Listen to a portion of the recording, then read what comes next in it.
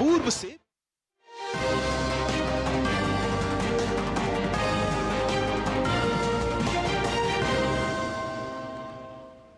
नमस्कार, स्वागत है आपका डीडी न्यूज पर। मैं हूं रेशमा आपके साथ। आइए नजर डालते हैं इस वक्त की हेडलाइंस पर।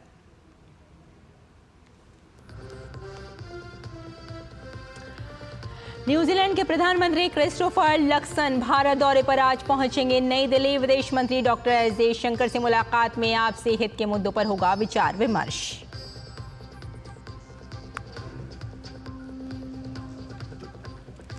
लेक्स फ्रीडमैन के साथ पीएम मोदी का एआई पॉडकास्ट साक्षात्कार आज शाम होगा प्रसारित। हिमालय में बिताए गए समय और सार्वजनिक जीवन समेत कई मुद्दों का जिक्र। गृह मंत्री अमित शाह गुवाहाटी में पूर्वोत्तर क्षेत्र के राज्यों के मुख्यमंत्रियों के साथ करेंगे नए आपराधिक कानूनों के क्रियान्वयन की समीक्षा। कोकराझार में एबीएसयू के वार्षिक सम्मेलन में भी लेंगे हिस्सा।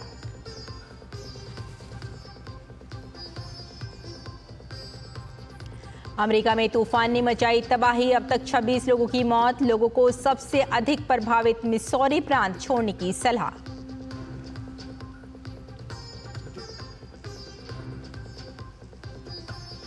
और नई दिल्ली फिट इंडिया कार्निवल का आज होगा आगाज। अधिक स्वस्थ और सक्रिय जीवन शैली के प्रति जागरूक करने पर होगा फोकस।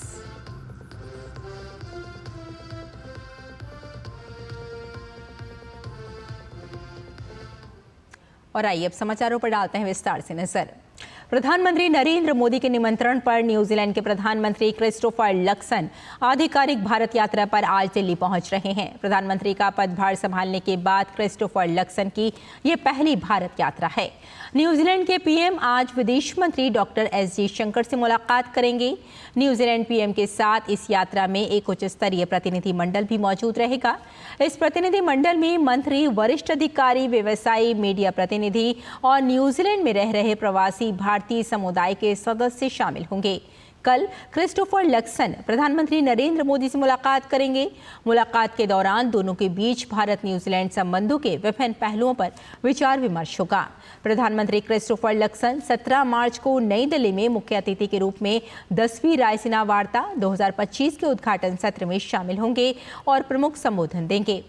न्यूजीलैंड के पीएम राष्ट्रपति द्रौपदी मुर्मू से भी मुलाकात करेंगे। न्यूजीलैंड के पीएम 19 और 20 मार्च को मुंबई में भारतीय उद्योग जगत के दिग्गजों एवं विभिन्न क्षेत्रों के प्रतिनिधियों से मुलाकात करेंगे। प्रधानमंत्री क्रिस्टोफर लक्सन की यात्रा भारत और न्यूजीलैंड के बीच सालों पुराने और स्थायी संबंधों को रेखांकित करती है। ये यात्रा सभी क्षेत्रों में द्विपक्षीय संबंधों को ज्यादा मजबूत करने और जन संबंधों में घनिष्ठता बढ़ाने के लिए दोनों देशों की निरंतर प्रतिबद्धता को दोहराती है।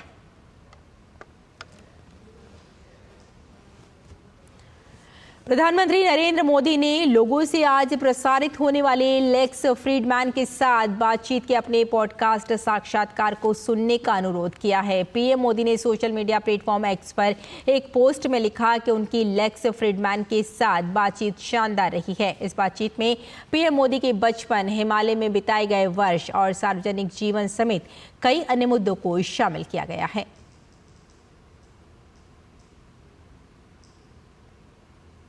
और केंद्रीय गृह मंत्री अमित शाह आज असम के गुवाहाटी में पूर्वोत्तर क्षेत्र के मुख्यमंत्रियों के साथ भारतीय न्याय संहिता की प्रगति की समीक्षा बैठक करेंगे। इसके अलावा वे कोकराझार जिले के दोतमा में all Bodo students union ABSU के 57वें वार्षिक सम्मेलन में भाग लेंगे और संबोधित करेंगे। दरअसल अमित शाह असम और मिजोरम की 3 दिवसीय यात्रा पर शुक्रवार शाम जोरहाट पहुंचे थे। अपनी यात्रा के दौरान अमित शाह ने असम के गोलाघाट जिले में शनिवार को लाचित बर्फुकन पुलिस अकादमी का उद्घाटन किया, जिसका पहला चरण 167.4 करोड़ रुपए की लागत से पूरा हो चुका है।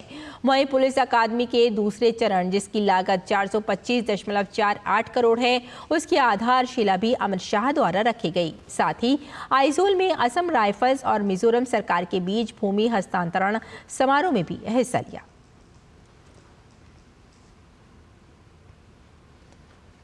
और उत्तर प्रदेश के संभल में शाही जामा मस्जिद में पिछले हिस्से की रंगाई पुताई का काम शुरू हो गया है। इलाहाबाद उच्च न्यायालय द्वारा 12 मार्च को अनुमति दिए जाने के बाद रंगाई पुताई का काम शुरू किया गया है। रंग रोगन का काम भारतीय पुरातत्व विभाग के संरक्षण में हो रहा है, जिसे 9 मजदूर अंजाम दे रहे हैं। न्यायालय ने रंगाई पुताई का काम 7 दिन में पूरा करने के आदेश दिए हैं। शनिवार को एएसआई की टीम ने मस्जिद के उन हिस्सों का सर्वे किया जहां रंगाई पुताई का काम किया जाना था। साथ ही संभल जामा मस्जिद पर रमजान के पवित्र महीने के दौरान लाइटिंग का आदेश भी जारी किया गया था। मामले की अगली सुनवाई 8 अप्रैल को होगी।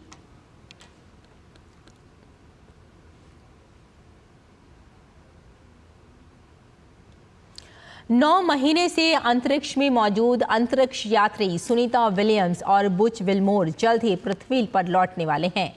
उनकी वापसी के लिए नासा का क्रू 10 मिशन अंतर्राष्ट्रीय अंतरिक्ष स्टेशन पर पहुंच चुका है। ये मिशन फ्लोरिडा के कैनेडी स्पेस सेंटर से लॉन्च किया गया था, जिसमें 4 नए अंतरिक्ष यात्री शामिल हैं।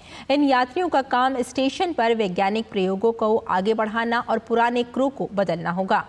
विलियम्स और विल्मोर को कुछ महीनों में वापस लौटना था, लेकिन तकनीकी दिक्कतों के कारण वे 9 महीने तक आईएसएस पर ही रुक गए। वे पिछले साल जून में बोइंग स्टार लाइनर से वहां पहुंचे थे, लेकिन सुरक्षा चिंताओं के चलते उनकी वापसी टलती रही।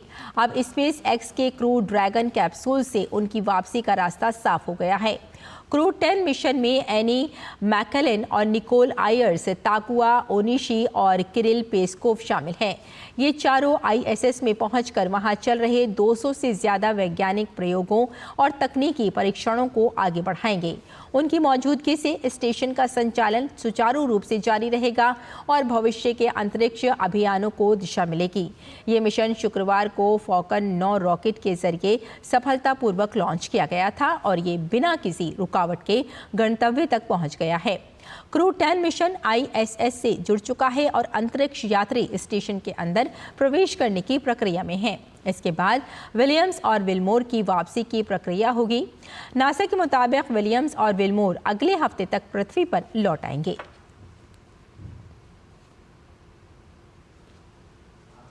पद्म पुरस्कार के लिए नामांकन व सिफारिशें कल से शुरू हो गई हैं। केंद्रीय गृह मंत्रालय ने एक बयान में कहा कि गणतंत्र दिवस 2026 के अवसर पर घोषित किए जाने वाले पद्म पुरस्कारों के लिए नामांकन की अंतिम तिथि 31 जुलाई 2025 है। पद्म पुरस्कारों के लिए नामांकन एवं सिफारिशें केवल राष्ट्रीय पुरस्कार पोर्टल awards.gov.com पर ऑनलाइन प्राप्त की जाएंगी। भारत रत्न के बाद पद्म पुरस्कार अर्थात पद्म विभूषण, पद्म भूषण और पद्मश्री देश के सर्वोच्च नागरिक पुरस्कारों में शामिल हैं। 1954 में स्थापित इन पुरस्कारों की घोषणा हर साल गणतंत्र दिवस के अवसर पर की जाती है। ये पुरस्कार विशिष्ट कार्य को मान्यता देने का प्रयास करता है और कला, साहित्य एवं शिक्षा, खेल, चिकित्सा, सामाजिक कार्य, विज्ञान और इंजीनियरिंग, सार्वजनिक मामले, सिविल सेवा, व्यापार और उद्योग आदि जैसे सभी क्षेत्रों व विषयों में विशिष्ट और असाधारण उपलब्धियों व सेवा के लिए दिया जाता है। जाति, व्यवसाय, पद या लिंग के भेदभाव के बिना सभी व्यक्ति इन पुरस्कारों के लिए पात्र हैं। डॉक्टर और वैज्ञानिकों को छोड़कर सार्वजनिक उपक्रमों में काम करने वाले सरकारी कर्मचारी पद्म पुरस्कारों के लिए पात्र नहीं हैं। सरकार पद्म पुरस्कारों को पीपल्स पद्म बनाने के लिए प्रतिबद्ध है। इसीलिए सरकार ने सभी नागरिकों से नामांकन या फिर सिफारिश करने का अनुरोध किया है। मानव अंग और ऊतक दान को बढ़ावा देने के लिए नई दिल्ली के अखिल भारतीय आयुर्विज्ञान संस्थान में वॉकाथॉन का आयोजन किया गया। वॉकाथॉन अंग और ऊतक दान के महत्व के बारे में जागरूकता बढ़ाकर जीवन बचाने की दिशा में एक कदम है। इस वॉकाथॉन में एम्स नई दिल्ली के निदेशक डॉक्टर एम श्रीनिवास समेत कई डॉक्टर्स और स्टाफ शामिल हुए। एम्स निदेशक डॉक्टर एस श्रीनिवास ने कहा कि जिन रोगियों का ऑर्गन ट्रांसप्लांट हुआ है वे अच्छा काम कर रहे हैं। एम्स न्यू दिल्ली जो है NIRF रैंकिंग में नंबर 1 है। हम सिटीजन्स को रीच आउट करना चाहते हैं कि आप अपना ऑर्गन प्लेज करें और ऑर्गन डोनेशन करें। दूसरा चीज़ मैसेज हम देना चाहते हैं, आप देखा होगा कि यहाँ के लोग जो रिसिपिएंट्स हैं जो ऑर्गन डोनेशन ट्रांसप्लांट करके आए हैं, उन लोग फिजिकली फिट है, मेंटली फिट है, काम भी कर रहे हैं और इंटरनेशनल और नेशनल स्पोर्ट्स कंपटीशन में मेडल्स जीत के आए हैं। ये मैसेज हम देना चाहते हैं लोगों को कि आप डोनेट करिए, देश में ऑर्गन्स की बहुत ज़रूरी है। और दूसरा चीज़ है कि आप ट्रांसप्लांट के बाद आप नॉर्मल लाइफ लीड कर सकते हैं। दोनों मैसेज हम देना चाहते हैं। जो मुद्दा हमने उठाया है, जो एक बहुत ही नोबल कार्य है, जिसमें मरणोपरांत मरीज़ अपने ऑर्गन्स को डोनेट कर सकते हैं, जिससे लाखों मरीज़ों को फ़ायदा होता है। और हमारे देश में इस तरह की काम नॉर्थ में थोड़ा कम होता है, साउथ में काफ़ी आगे फैल चुका है ये। और भारतीय जनता पार्टी की केंद्रीय चुनाव समिति ने महाराष्ट्र में होने वाले विधान परिषद के उपचुनाव के लिए उम्मीदवारों के नामों की घोषणा कर दी है। संदीप दिवाकर राव जोशी, संजय किशन राव केनेकर और दादाराव यादव राव केचे विधान परिषद के उपचुनाव के लिए उम्मीदवार बनाए गए हैं।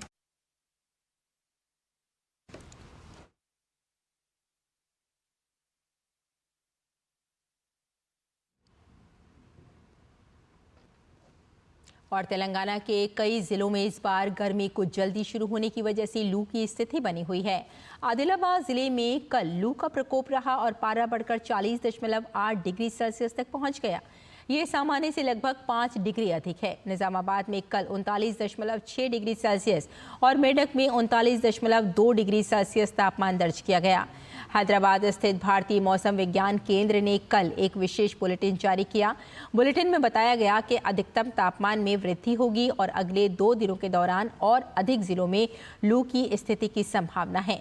अधिकारियों ने आदिलाबाद, जगत्याल और कोमराराम, भीम, मंचेरियाल, पेडापल्ली और राजन्ना सिरसिला सहित उत्तरी तेलंगाना जिलों में दिन का तापमान 41 डिग्री सेल्सियस से 44 डिग्री सेल्सियस तक रहने का अनुमान लगाया है।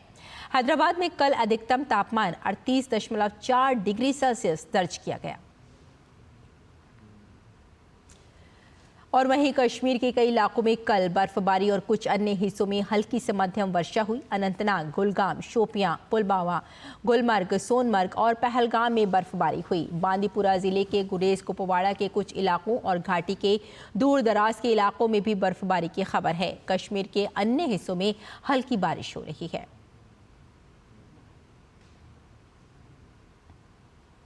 केंद्रीय उपभोक्ता मामले के मंत्री प्रहलाद जोशी ने उपभोक्ता जागरूकता और सुरक्षा के प्रति सरकार की प्रतिबद्धता दोहराई। विश्व उपभोक्ता अधिकार दिवस के अवसर पर एक वेबिनार को संबोधित करते हुए प्रहलाद जोशी ने कहा कि सरकार ये सुनिश्चित करने के लिए प्रतिबद्ध है कि उपभोक्ता भ्रामक दावों के विरुद्ध पूरी तरह जागरूक और सुरक्षित हों। उन्होंने कहा कि सरकार न केवल उपभोक्ताओं के संरक्षण बल्कि उपभोक्ताओं की समृद्धि पर भी ध्यान केंद्रित कर रही है। प्रहलाद जोशी ने कहा कि इको लेबलिंग कार्यक्रमों, ई कॉमर्स क्षेत्र में अनुचित व्यापार प्रथाओं से उपभोक्ता संरक्षण, ग्रीन वॉशिंग के खिलाफ नियामक ढांचे को मजबूत करने और उपभोक्ता शिकायत प्लेटफॉर्मों के लिए भारत सरकार की पहल उपभोक्ताओं को सशक्त बना रही है। उपभोक्ता मामले, खाद्य एवं सार्वजनिक वितरण मंत्रालय के अंतर्गत उपभोक्ता मामले विभाग ने विश्व उपभोक्ता अधिकार दिवस के अवसर पर एक न्यायोचित परिवर्तन से सतत जीवन शैली विषय पर वेबिनार का आयोजन किया। इस वेबिनार का उद्देश्य आर्थिक और सामाजिक निष्पक्षता से समझौता किए बिना रोजमर्रा के उपभोक्ता विकल्पों में स्थिरता को एकीकृत करने के बारे में जागरूकता बढ़ाना और संवाद को बढ़ावा देना है।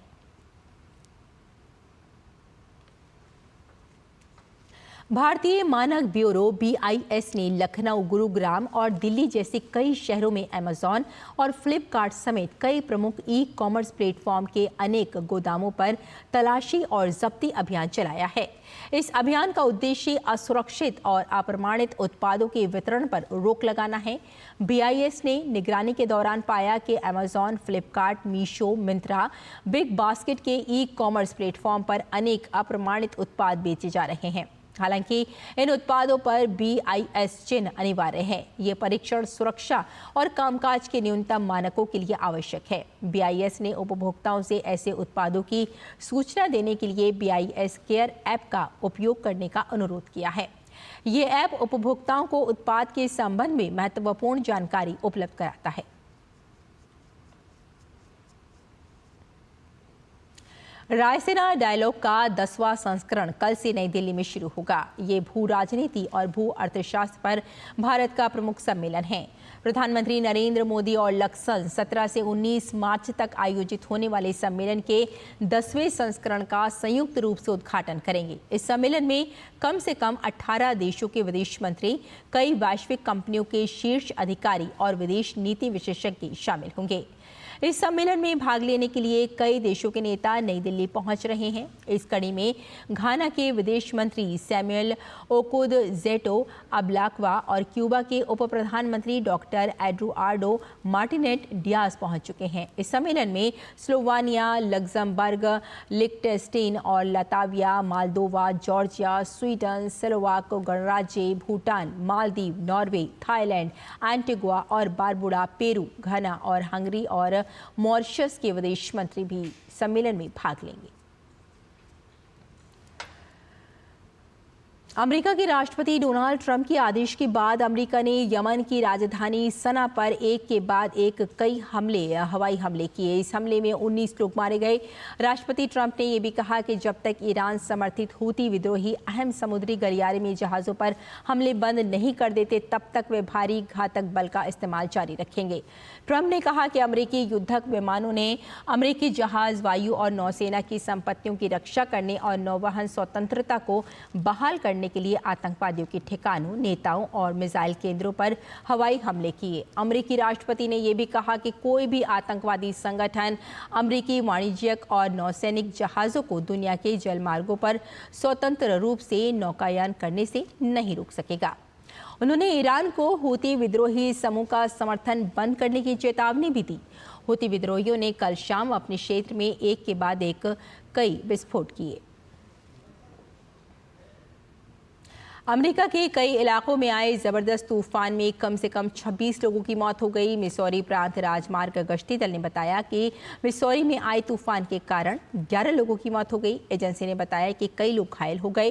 कंसास हाईवे पेट्रोल ने बताया कि शेरमैन काउंटी में धूल भरी आंधी के कारण हाईवे पर हुए एक हादसे में 8 लोगों की मौत हो गई। और साथ में अंकरसास के अधिकारियों ने कहा कि इंडिपेंडेंस काउंटी में 3 लोगों की मौत हो गई और 8 काउंटी में 29 अन्य घायल हो गए। अंकरसास की 16 काउंटी में मकानों और व्यापारिक प्रतिष्ठानों को नुकसान पहुंचने के साथ साथ बिजली की लाइनें और पेड़ गिरने की सूचना मिली है। टेक्सास पैनहैंडल की अमरीलो काउंटी में धूल भरी आंधी के दौरान कार दुर्घटनाओं में 3 लोगों की मौत हो गई। इससे पूर्व मिसौरी प्रांत राजमार्ग गश्ती दल ने बताया कि मिसौरी के बेकर्सफील्ड क्षेत्र में आए तूफान के कारण कम से कम 2 लोगों की मौत हो गई और कई अन्य घायल हो गए। मिसौरी के बटलर काउंटी के कोरोनर जिम एकर्स ने बताया कि शनिवार को सुबह बेकर्सफील्ड से लगभग 177 किलोमीटर पूर्व में एक मकान के तूफान के चपेट में आने से एक व्यक्ति की मौत हो गई। एकर्स ने बताया कि बचाव कर्मी मकान में मौजूद एक महिला को बचाने में सफल रहे। मेयर जोनास एंडरसन ने सोशल मीडिया पर बताया कि अंकरसास के केव सिटी इलाके में 5 लोग घायल हो गए हैं, जहां अगले आदेश तक आपातकाल लागू कर दिया गया है। ओक्लाहोमा के कुछ समुदायों के लोगों को क्षेत्रों से जाने की सलाह दी गई है, क्योंकि राज्य भर में आग लगने की 130 से अधिक घटनाएं सामने आई। यूक्रेन के राष्ट्रपति वोलोदिमीर ज़ेलेंस्की ने अपने पश्चिमी सहयोगियों से सुरक्षा गारंटी पर स्पष्ट स्थिति देने का आग्रह किया, जिसमें अमेरिकी सहायता के साथ यूक्रेनी धरती पर संभावित विदेशी सैन्य टुकड़े के बारे में भी बात शामिल है। उनकी ये टिप्पणी ब्रिटिश प्रधानमंत्री कीर स्टारमर द्वारा ज़ेलेंस्की सहित अन्य यूरोपीय नेताओं और सहयोगियों के साथ आयोजित एक वर्चुअल बैठक के दौरान आई, जहां स्टारमर ने कहा कि रूस के साथ शांति समझौते की स्थिति में इच्छुक लोगों का गठबंधन यूक्रेन को जमीन, समुद्र और आकाश में सुरक्षित करने में मदद करेगा। ज़ेलेंस्की ने कहा कि हमें उन टुकड़ियों पर काम करना जारी रखना होगा जो यूरोप की भावी सशस्त्र सेनाओं की नींव रखेंगी। युवा कार्यक्रम और खेल मंत्री डॉक्टर मनसुख मांडविया आज नई दिल्ली के जवाहरलाल नेहरू स्टेडियम में फिट इंडिया कार्निवल का उद्घाटन करेंगे। 3 दिन तक चलने वाले इस फिटनेस और वेलनेस कार्निवल का उद्देश्य फिट इंडिया अभियान के अनुरूप अधिक स्वस्थ और सक्रिय जीवन शैली और मोटापा मुक्त राष्ट्र को प्रोत्साहन देना है। इस दौरान रस्सी कूद, क्रिकेट, बॉलिंग, स्टेशनरी, साइकिलिंग और पंजा लड़ाने जैसे खेलों का आयोजन होगा। उद्घाटन समारोह में युवा कार्य और खेल राज्य मंत्री रक्षा खड़से और अभिनेता आयुष्मान खुराना भी उपस्थित रहेंगे। समारोह में आगामी खेलो इंडिया पैरा गेम्स का प्रतीक चिन्ह और गीत का भी अनावरण होगा। खेलो इंडिया पैरा गेम्स इस महीने की 20 तारीख से दिल्ली में आरंभ होंगे।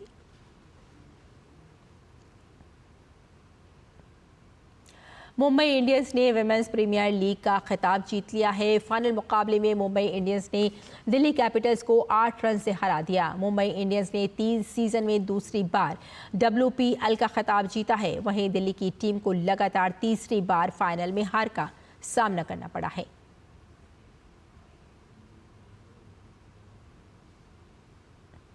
मुंबई की टीम ने पहले बल्लेबाजी करते हुए 7 विकेट पर 149 रन बनाए। कप्तान हरमनप्रीत कौर ने टीम के लिए सर्वाधिक 66 रन बनाए। जवाब में दिल्ली कैपिटल्स की टीम निर्धारित 20 ओवर में 9 विकेट पर 141 रन ही बना सकी। मुंबई की ओर से नट स्काइवर ब्रंट ने 3 विकेट लिए।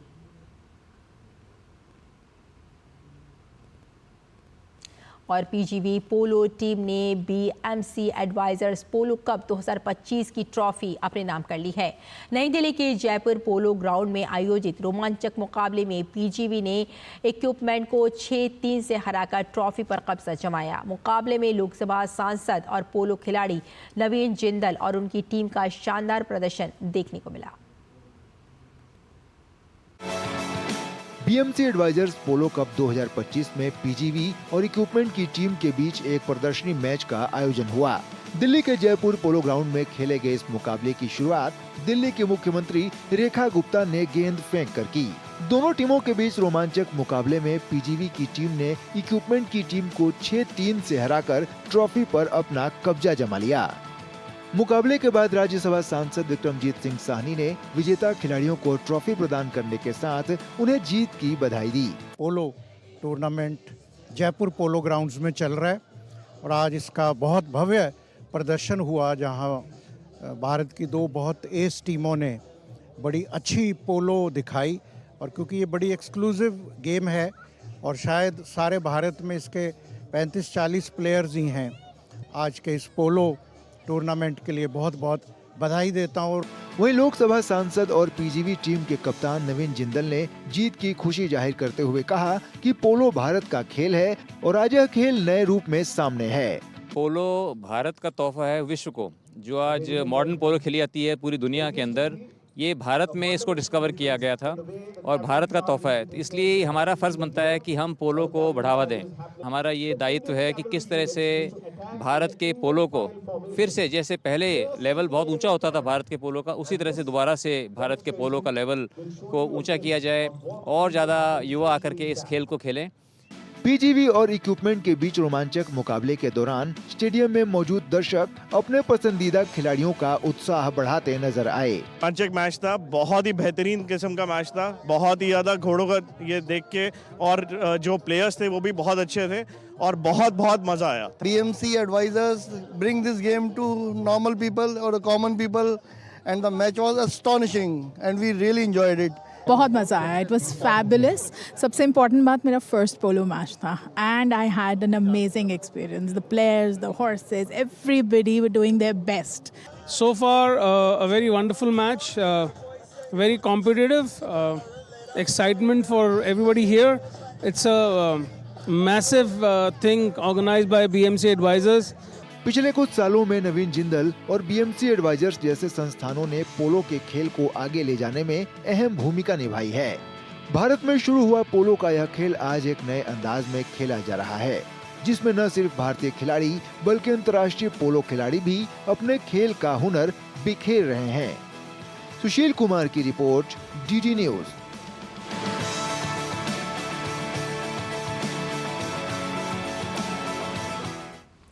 तो इस बुलेटिन में फिलहाल इतना ही, लेकिन DD न्यूज़ पर खबरों का सिलसिला जारी रहेगा। अनुमति दें, नमस्कार।